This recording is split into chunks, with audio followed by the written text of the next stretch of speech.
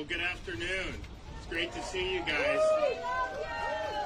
Thank you all for joining me here in Volusia County. I have Secretary of the DEP, Sean Hamilton. We have state reps, senators. Is Mike Walt here? He was on the list of the thing. He's not. Then we have the sheriff. We have Jim Judge from the Emergency Management Department.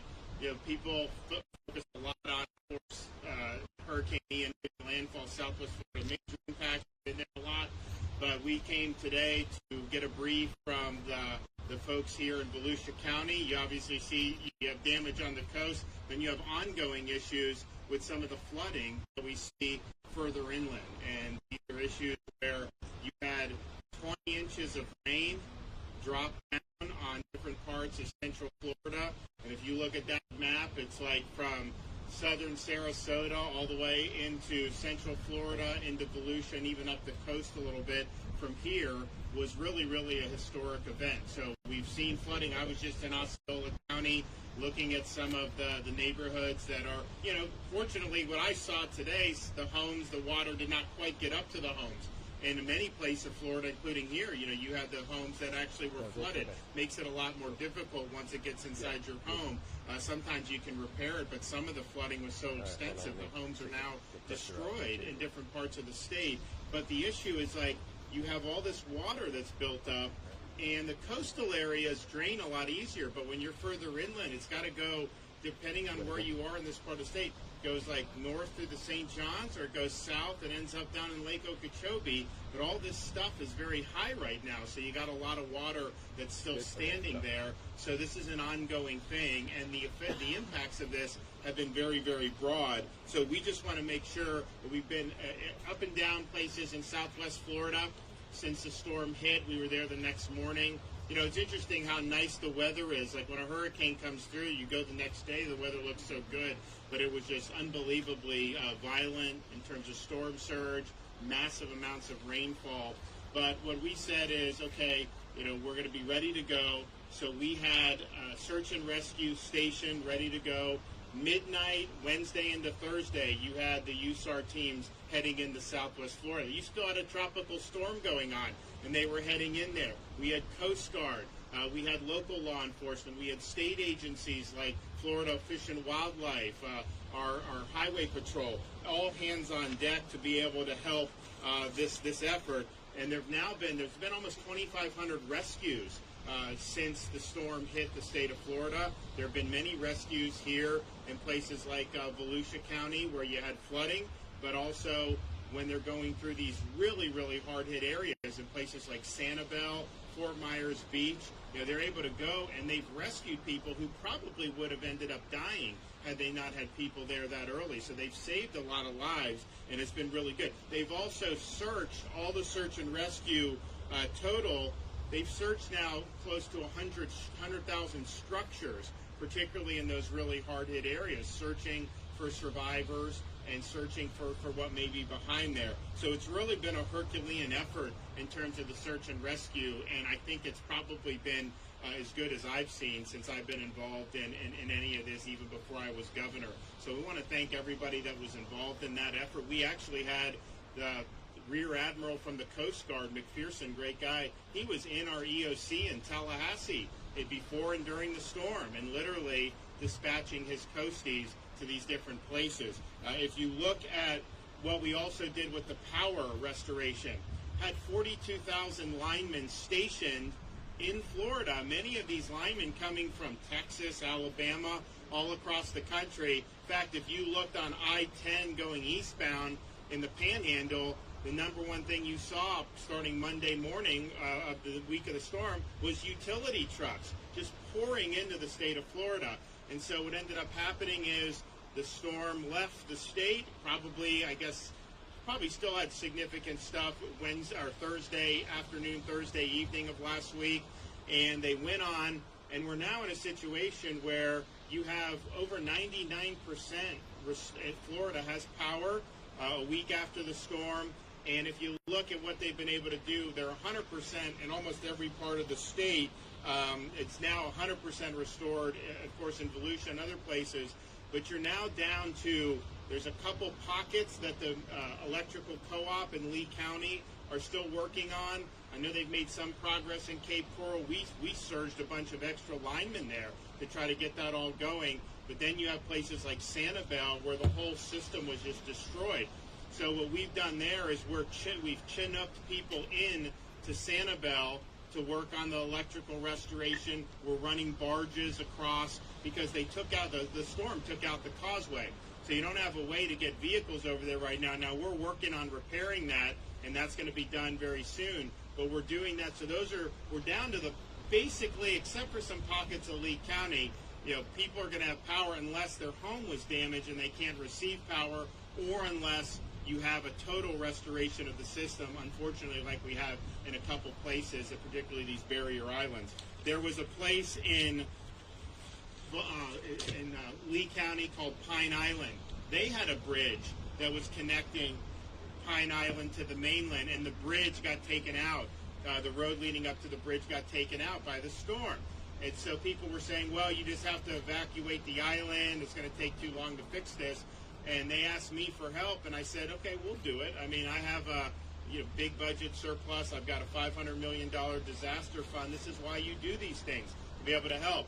So we were able to go in, and in 3 days we restored the bridge, so they're now going to Pine Island, back onto the mainland. We've got massive Publix trucks pouring in there. You've got utility crews now swarming all over there to try to get everything back up and running in terms of the power. And now, of course, the civilians are able to come and go because people don't want to leave their homes. They want to be on their homes. They want to be able to access the island or access the mainland. And so we've been able to do that, and we're really happy about that. We now have, as of 12 o'clock, there's not a single county over 20%. And it's really, Charlotte is 17, but I think it's now 14 after that. That's going to go down, probably be done today or tomorrow. And then it's just the pockets of Lee that need to be done. So if people have lived in Florida a while, sometimes this power was out for weeks in the past in the storm.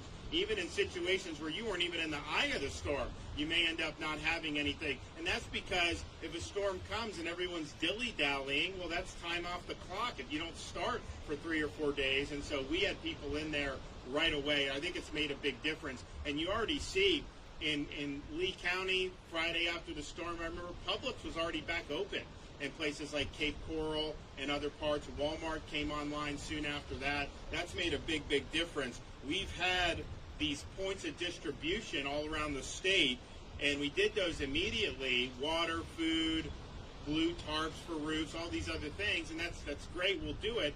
But what happened was, because all the stores came open, there was less a need in a lot of the counties than we anticipated. So some of the counties told us, thanks, we used it, but we really don't need the pods anymore. So those resources have been shifted to places where you want. But all told already, we've done 45 million bottles of water and overall about 2.5 million pounds of ice. So that's a massive amount of resources to be able to do, especially if you think about a storm. It hits one part of Florida, and then it cuts across the entire state. That actually, until probably 24 hours, that was not the forecast. The forecast was for it to ride up the west coast of Florida. It was not supposed to be significant impacts over here, as it ended up being, and it bent, and then it went that way, and so that's just what happens. But you gotta respond appropriately. We've had fuel in Southwest Florida. It's been phenomenal. People were able to get their fuel. We're using Elon Musk's Starlink internet devices. We've deployed 375 of those devices. You put the device down, it gets it from the satellite, and then you can just log on with your phone and you get crystal clear internet. It's honestly better internet than I think a lot of us are normally used to using. So we appreciate that. We're going to continue to be able to use that. We've now cleared 5,200 miles of roadway, and there have been 2,507 bridges that have been inspected and reopened, and many of those were done very quickly after the storm. And so that just keeps traffic flowing. It keeps everything going. We know that there's going to be a lot of needs, and not every need is going to be filled by what the state programs are. We've got a lot of programs we now have operating. We have disaster reemployment assistance. We have business interruption, no interest loans. We've got stuff. FEMA has now approved a number of counties, including here, for individual assistance, so you're able to go in that and do it. And hopefully all that's enough, but we also know sometimes the needs are a little different. So we're enlisting the private sector and charitable groups into helping out, and we're putting our money where our mouth is, and the First Lady of Florida has really led my wife Casey on FloridaDisasterFund.org.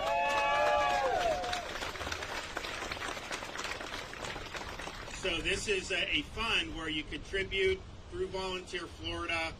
She got Visa, MasterCard, PayPal to waive processing fees. So if you give a certain amount of money, it's all going to the fund, even if you do it via credit card. So we appreciate that. So you're now up to almost $40 million that the fund has raised. And if you think about, there have been people that have been displaced, that lost their homes, or that are going to need to be out of their homes for a while. Sometimes you get the flooding, you can gut it, and you can fix it. Sometimes that's easier said. Sometimes that takes time. There's other repairs to homes that take time. And then, of course, if it's a total loss, people are displaced. They need help getting back on their feet. I think this money will help with those efforts. I was just in Sarasota, or actually I was in Charlotte with a group called Team Rubicon. And what they do is they come in after these disasters and they help with a variety of ways. One thing, they help people fix their homes. And so if there's debris, if there's problems with the carpet, all that, they come in. They got all these military veterans that go and they do all this. And I know they're coming to Volusia County to help with some of the folks here. So that's going to be really helpful for a lot of people. I was talking with the sheriff. We have some of the deputies' homes out of commission. Some maybe total losses. Maybe some they'll be able to get back in, but they're out of their homes right now. And so that's a big issue. So you think about the damage is big, but then how that impacts a lot of people that are involved in our communities in so many different ways. We're looking at Lee County. They have 4 schools that are likely going to be total losses. And so that's going to be a lot of kids. But then you have teachers that have lost homes. So there's a whole big need, I think.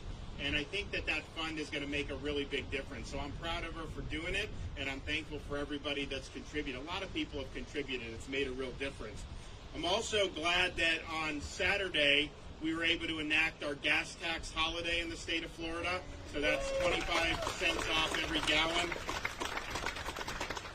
Because of that, we now have the 5th lowest gas prices in the United States. I think our average as of yesterday, I think, was like $3.11. You know, the average in California is like $6.25. Can you imagine having to pay that much for fuel?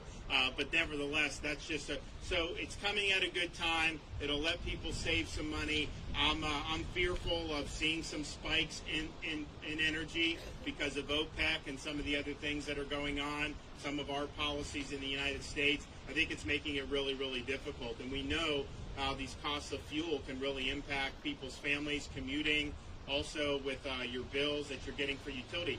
When the energy goes up, those costs get passed on to every single one of you, and that's just the nature of it. So we're doing the fuel tax. We also have a lot of other tax holidays in effect from our last legislative session, including no tax on a lot of baby items like diapers and wipes and all those things. Try to help families with that. And next year, we're going to make that permanent in Florida. We're no longer going to allow sales tax on baby items, including cribs and strollers. You know, these cribs are just unbelievably expensive, and the strollers. And I remember when we had Madison 2016, some of you remember Casey being pregnant back then when she would come to a lot of different things. In fact, she was down here in Volusia with me after Hurricane Matthew, and she was almost 9 months pregnant at the time. But you remember like how expensive it is to get these cribs and these strollers and everything, and it's only gotten more expensive now with the inflation and everything. So to have just no tax on all those family-friendly items, that's going to be a big reform for us to make permanent. So we're looking forward to do that. We're also looking forward to do any household item $25 or less. We're looking to suspend sales tax on that for a year, and that's going to make a big difference for a lot of people as well. Finally, just want to thank everybody for pitching in and working hard. There's some folks that it's their job to be involved in this, but they're still working very hard. Our National Guard has done fantastic.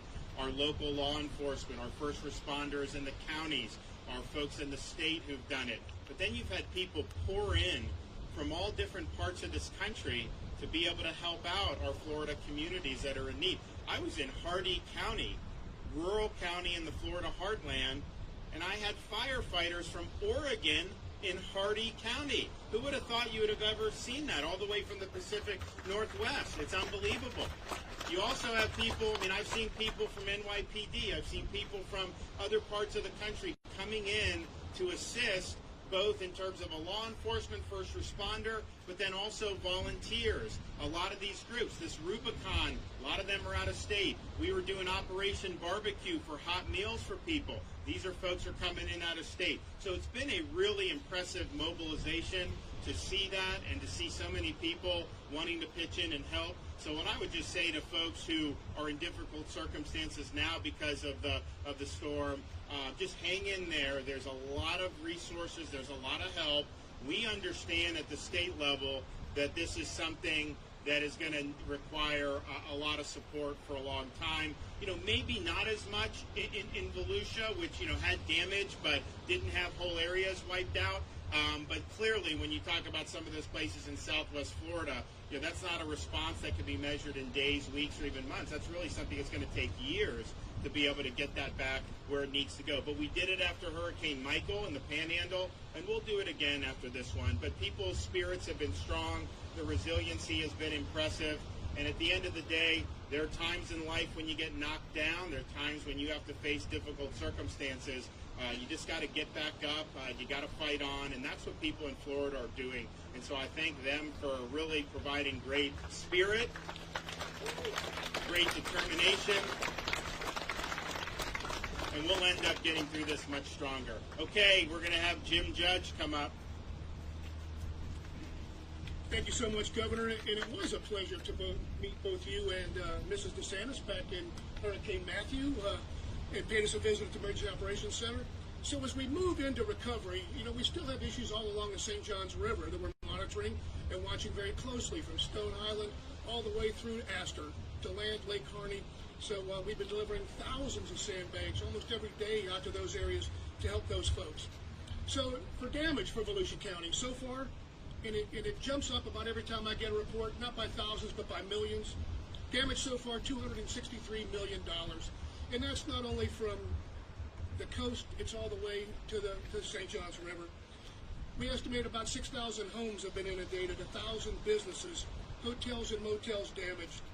We have about 1,000 homes along the St. Johns that are in danger of flooding.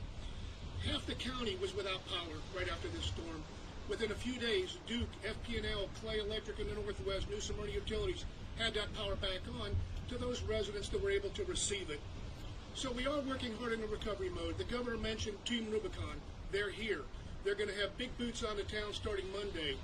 We've also got the Baptist Disaster Relief folks have been in touch and coming in. The Red Cross, Salvation Army. So we have so many organizations that are helping us out. We do have 25,000 individuals that are registered for individual assistance. We are waiting any moment to be able to get that disaster recovery center opened up, and that's going to be at Wholesome Back Drive, our main health department that we've used in the past. It's worked very well. We had a lot of rain. We had a lot of wind. New Smyrna alone had over 21 inches of rain. They had winds up to Category 2 strength, 96 miles an hour. We had 55 to 60 sustained winds over just about the whole county. But again, those hurricane force gusts moving in. So Volusia got hit. We got hit pretty good. But we've been through it before. We're a wonderful community. We'll get through it again. So we're encouraging all those volunteers to come in and assist our citizens. And a website, volusia.org/PIN, P-I-N. A wealth of information in there about individual assistance, the temporary sheltering assistance. There's a wealth of information for our citizens to go to be able to get that information. Our Citizen Information Center is still open, will be open through the weekend and in the coming days as we continue to take those requests from our citizens to be able to help with questions and whatever they need. So with that, I would like to invite our sheriff, Mike Chipwood.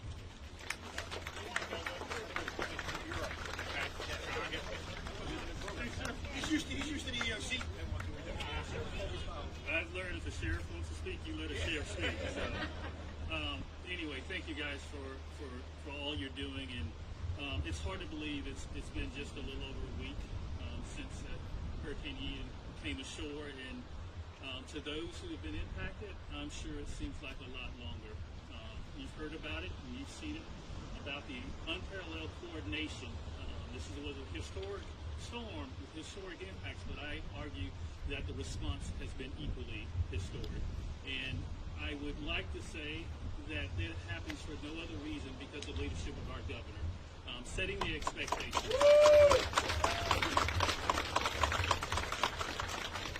So I've been down south for the last week plus or whatever, and I wasn't told to go. I knew what I was expected to do, right? Because this is a part of our community, this is a part of our family, and I wanted to be here on the ground doing whatever I can to support that recovery. You know, the governor talked about the long-term recovery, but he also talked about the expectations that happen immediately after a storm. You need that power back, right? You need that water back, right? You need that wastewater back. You need these coastal erosion areas addressed long-term, right, for the protection of our resources. And so it was clear, and the expectations were set that we would find those minutes, we would find those hours, we would find those days any way we can. I was in a conversation with the governor, and I argue probably the best state coordinating officer in the nation, Kevin Guthrie, leading this response. When they started talking about amphibious landing craft to move stuff around, I knew we were on a different level, and the expectations had just went to a whole new level. So again, Governor, thank you for your leadership. And then lastly, just one more thing.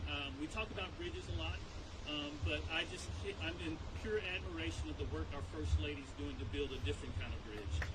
When you think about the impact to our communities, when you think about being there at that point of need when it's the greatest, I am just truly in awe at the work she's doing and the leadership she's exhibiting. So I am just thankful for her efforts. So right here in Volusia County, along with other impacted areas, we've got staff on the ground helping with the recovery, find ways we can support the amazing work of the county, the utility workers. Folks are doing everything you can to get back to a normal substance of life in these areas. But one of the things I do want to talk about here, we talked about the county, we talked about erosion. Our efforts to support them is to, and this is something we've rarely, if ever, done. We're extending them the authorization and the allowance to do the immediate emergency permitting that's needed to make sure that these structures are protected and not exacerbated, and we can protect those. And then, obviously, we've had staff on the ground probably as soon as that first raindrop stopped, making assessments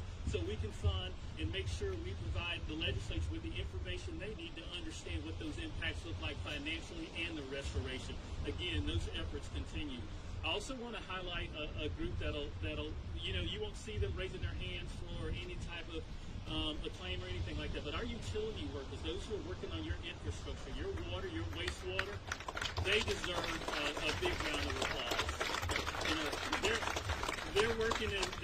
There's no clock for them when it looks to restoration. Again, they also share the support of your entire state. I mean, we've had 15 counties within the impacted areas providing support, sending their utility workers to make sure they can make a difference, because they also know they're part of this community, and it could be the next day that you're there supporting them.